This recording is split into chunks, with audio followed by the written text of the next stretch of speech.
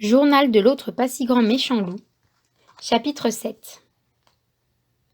Mon séjour avec mes amis bohémiens m'a nettoyé le corps et l'esprit, lui ai-je dit. Sans compter que je suis maintenant capable de contrôler mon appétit et ma colère. Je te crois, mon frère, m'a rassuré Balthazar en me prenant la patte. Après tout, je suis passé par là, moi aussi. J'ai réellement changé grâce à mon thérapeute Paul et à mon ami Nif-Nif. Aujourd'hui, je suis un végétarien heureux et comblé. Je me suis marié avec la plus jolie dalmatienne du royaume et je suis un entrepreneur réputé. J'ai eu droit à une seconde chance. Je ne vois pas pourquoi tu ne pourrais pas avoir la tienne. Il n'y a qu'un problème, les copains, nous a interrompu Nif-Nif. Quoi donc? A demandé Balthazar, un sourcil soulevé.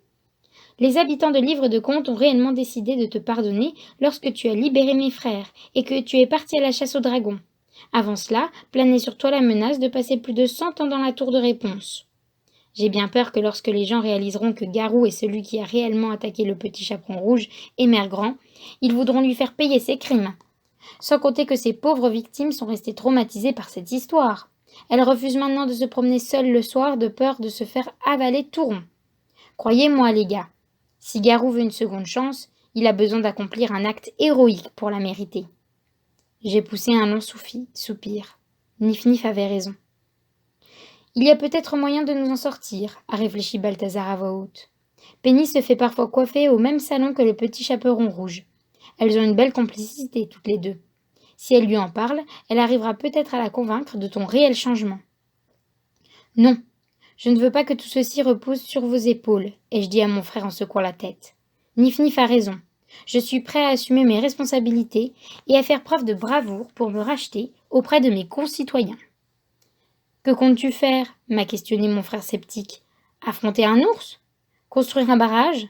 Révolutionner le monde de la nutrition en offrant des séminaires sur l'importance des aliments biologiques? Je n'en sais rien, ai-je soupiré. Tout le reste de la journée, Balthazar, Nif-Nif et moi avons essayé de trouver une idée de génie pour prouver à tous que j'étais un nouveau loup. Mais rien ne nous est venu à l'esprit. La nuit est tombée. J'étais affamée et épuisée. Je m'apprêtais à quitter le bureau pour regagner mon auberge, lorsque Boucle d'Or est entré en trombe, suivi de son caméraman et de plusieurs photographes. C'est donc vrai, s'est-elle écriée en me voyant aux côtés de Balthazar. Garou, depuis quand êtes-vous revenu en ville? Est-ce vrai que c'est vous qui avez attaqué le petit chaperon rouge il y a quelques années? Si oui, comment expliquez-vous que votre séjour coïncide avec la disparition suspecte de ce même petit chaperon rouge? Avez-vous quelque chose à voir avec cette histoire? Je l'ai regardé, les yeux grands comme des soucoupes. Quoi? Le petit chaperon rouge a disparu? Ça alors, ça recommence! Décidément, mon frère et moi sommes destinés à subir les mêmes épreuves. C'est ça, être jumeaux. Après Nif-Nif, voici qu'on s'acharne sur ma victime. Que s'est-il passé? Sa grand-mère nous a avisé qu'elle n'était pas rentrée de son cours de yoga ce matin. Elle demeure introuvable. Qu'avez-vous à dire pour votre défense, maintenant que vous avez avoué votre crime précédent? Allez-vous essayer de nous convaincre que votre présence en ville n'a rien à voir avec cette disparition? Qu'il ne s'agit que d'une malheureuse coïncidence? J'ai essayé de répondre, mais aucun mot n'a pu franchir mes lèvres. Tout s'est mis à tourner autour de moi. Je n'ai vu que du noir. Lorsque j'ai recouvré mes esprits, j'étais étendue sur le sofa dans le bureau de Nif-Nif. Penny était assise tout près de moi. Elle me tapotait le front avec une éponge humide. Où suis-je? Que s'est-il passé? J'étais confus. Enfin, tu as repris tes esprits, s'est exclamé Nuage en s'approchant pour me serrer la patte. Ton frère a prévenu petit bonhomme de pain d'épices. Nous avons tous accouru pour prendre soin de toi. Tu ne te souviens de rien?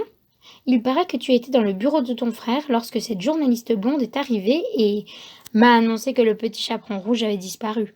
Ai-je terminé en me redressant. L'a-t-on retrouvé? Dites-moi qu'elle est saine et sauve. Les gens ne croient pas sérieusement que j'ai quelque chose à voir avec cette histoire. Elle est toujours introuvable, a répondu Balthazar en me tendant un verre d'eau. Ne t'en fais pas, mon ami, est intervenu Robinson. Nuage et moi, nous savons que tu n'as rien à voir dans cette histoire. Tu es beaucoup trop serein pour commettre un acte de violence. Tu es un garou de l'amour. Ton âme est pure et tes pensées sont positives et équilibrées. Respire, garou, respire, a poursuivi Nuage, assise près de moi, entamant une séance de relaxation. J'ai fermé les yeux et je me suis concentrée sur mes centres d'énergie. Robinson en a profité pour allumer de l'encens et pour se joindre à moi. Désolé de vous interrompre, s'est immiscé Nif-Nif après de longues minutes de silence embarrassé.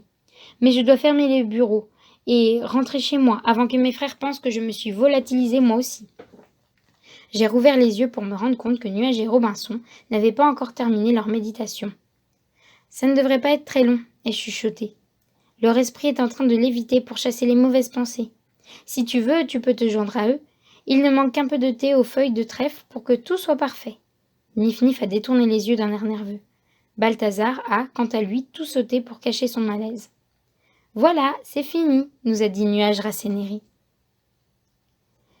C'est bien beau, cette histoire de méditation, mais ça ne nous aide pas à trouver une solution à ton problème, a bouconné mon frère sur son ton inquiet. Au contraire, j'ai enfin trouvé une façon de prouver aux habitants de Livre de Contes que j'ai changé et que je mérite aussi une seconde chance. Je n'ai rien à voir dans cette histoire. Je le prouverai en retrouvant le petit chaperon rouge et en le ramenant, elle, saine et sauve.